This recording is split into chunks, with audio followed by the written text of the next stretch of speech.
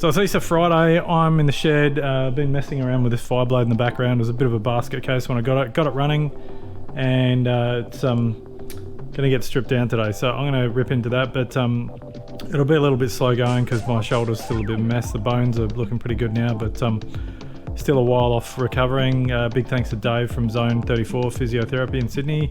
With all the COVID-19 stuff at the moment, he's doing telehealth, which is online training physiotherapy sessions, and then giving me physio exercises and stuff to do afterwards. So I'm working on that. My mobility and everything in my left arm's still pretty crap, but I'll get there. But I'm going to put the GoPro on my chest and rip this bike apart and have a bit of fun. Put the music on, chill out.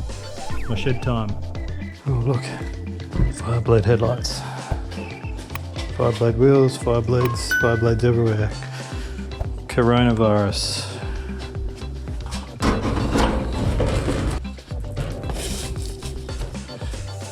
Neighbours probably going to see me wearing this thing and going, what the fuck are you doing?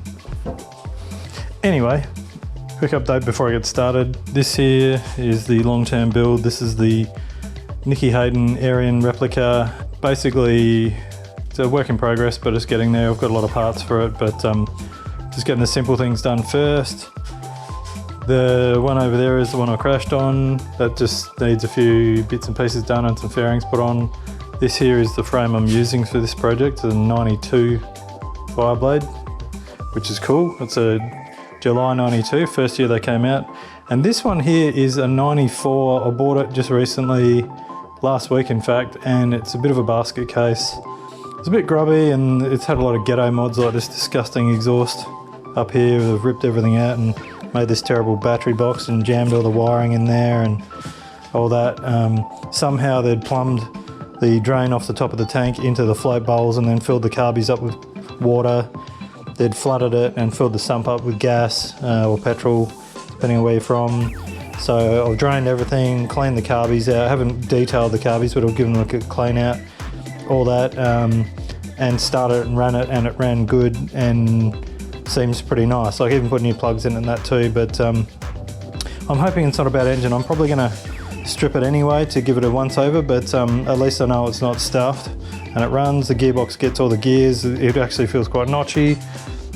Most of the parts on it are pretty good, but between that one and this one and all of my spare crap over here, I've got a pretty good start to putting a half decent bike together once I sort of get bits fixed up and painted and get the wheels looking nice again and all that sort of thing. So one thing I will mention, and before I do this I'll put some overlay, but the last one I did was a 96 blade, which the frame was a bit of a mess when I got it. It was all scratched and somebody tried polishing it and that, so I ended up powder coating it black and fitted a set of race glass to it to make it into a nice race bike. I was going to get some race livery on it, but that didn't happen. I ended up selling the bike, but the new guy's doing some cool stuff to it. But this one here, I believe it may have actually been a Urban Tiger originally. A bit hard to tell because the colour stickers are taken off it and the revs check, which you do in Australia to check VIN numbers and everything. It may have possibly been one. If it was, then cool, but the problem is it's defected now, and the amount of work that's going to be involved in getting this thing up to scratch, for me to make it into an Urban Tiger is quite a bit, whereas to build this 92 is cool for me because I love the 92s with the old original twin round headlights in them. So these ones are not too bad. The frame's a little bit bent. It's probably had an accident or something, but we'll fix all that up. But one quick thing, so this one here had these fairings on it, which are just cheap Chinese ones. Nice ghetto zip ties there. And the Chinese ones, you see, all of the mounts on the inside are all just glued on, and they're not that great. I mean, they're not too bad, but they're glued in place. Everything's not a great fit. Sometimes you get lucky and get not bad ones. If you get injection molded ones, they're not bad, but this one, like these two mounts have just broken off here and it's just junk really. So yeah, that front fairing stays bent. Those mirrors aren't very good, so yeah, that can go over there. The tail pieces, they're possibly usable, but they're Chinese press molded ones as well. They're good spares, I guess, but the thing is, it's like Press molded fairings, they never have any molding marks or lettering or anything in them, and it's kind of easy to tell the difference because they basically just heat up the plastic and press it in between the two molds, and it's never quite as good a finish. They have to grind all the edges and that sort of thing too, but whereas an injection molded one is actually injected into the mold, and if you look, this is a genuine 92, 93 early one. It's pretty grubby and it's a bit of a hard life, but you can tell here it's got all the Honda numbers here. If you look, the injection molding has all of these little mounts and everything. They're all part of the molding. They're not glued on afterwards, and all the edges and everything are all straight out of the mold. And being a factory one anyway, they're pretty good. But yeah, this one here, it's a good spare. It'll probably need to be stripped down and painted again, but alright, when your GoPro stops, you hydrate.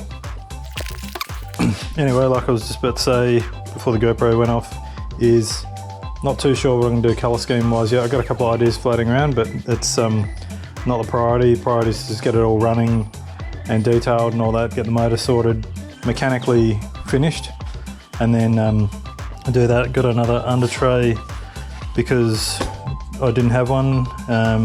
This one's not too bad, it's been trimmed on the back here, but I'll clean that up.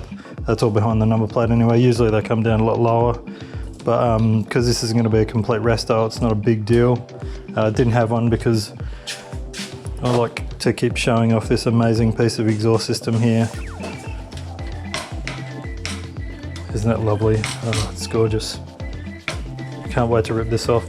So yeah, so anyway, what I'm going to do now is I'm going to clear some space, and I'm going to put on some tunes. I'm going to pull this apart. Shed therapy. So I've just taken this super ghetto battery tray out, which is full of disgusting water. Because nobody put a drain hole in the bottom of it. Water and mud, nice. So first things first, I'm going to just rip out the wiring loom. Well, I say rip out, but I'll be careful about it because it's not too bad. It's been butchered a bit, but on these, temperature sender for the gauge, hard to see. Very carefully take them out. You don't rip it by the wires, you take it by the plug. Otherwise you can rip the wire out of the back of the plug. Then down through here, on this side here, this is oil pressure sender. Need a Phillips head screwdriver. I carefully rip this cover off. Put that back in there. And feed that back up through here. And then on the other side,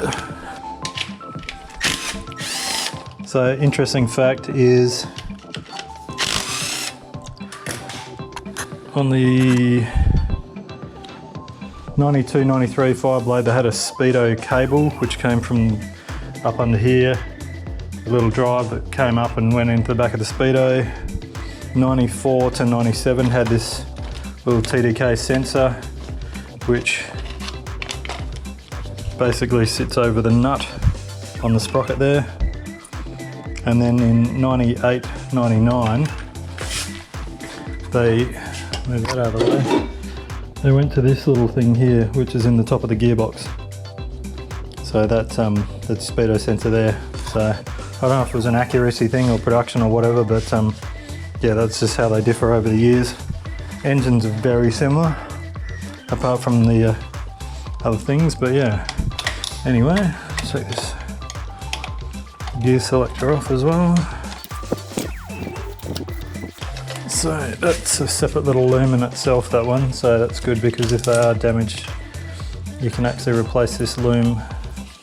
So it's oil pressure, neutral and temp sender for the gauge. Unplug the coils. Your blue plug goes to the green terminal. That's always the case. And most of the time, depending on how old they are, the wonderful people from Honda actually put on there, it says engine number 2, and that's engine number 3 there. You can just basically see it, but and then on the cam cover there, 1, 2, 3, 4. They make it easy for you.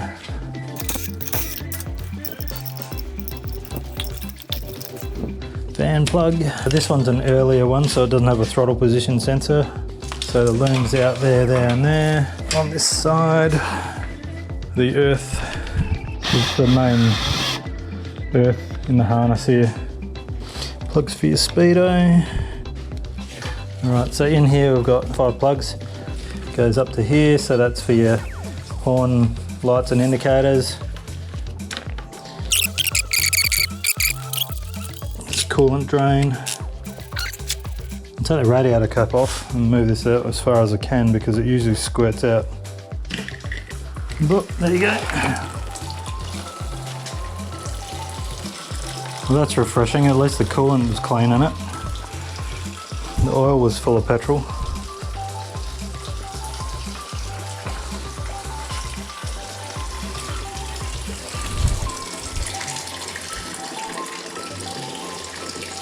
Got the most non-absorbent rag you can find. Alright, so that thing, GoPro chest mount's annoying the crap out of me. Plus I've got no music on because YouTube and algorithms and stuff like that, so give you a quick rundown of what I'm going to do now, and then I'm going to cut to a time lapse and listen to some tunes. Alright, so I'm going to rip off this exhaust system, pop the carbies up and pull the radiator out, just drain all the fluid out of the rest of those hoses, put those red hoses out the pasture, and then basically got to cut that chain off and then pull all the bolts out and drop the engine out. So wish me luck. Done it a few times.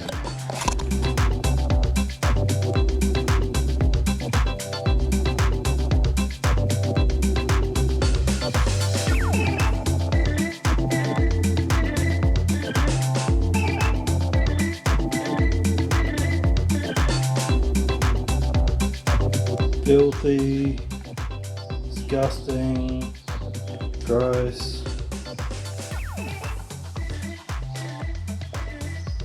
Green shit everywhere. Gross. Filthy. Washers used instead of a proper spacer. One of them is a spring washer. Nice. Some kind of shock that somebody's built. Ew. Grubby carbies. I promised myself I'd have the bike apart by 5 o'clock. And I finished about 20 minutes ago. It's 5:08. See you next time.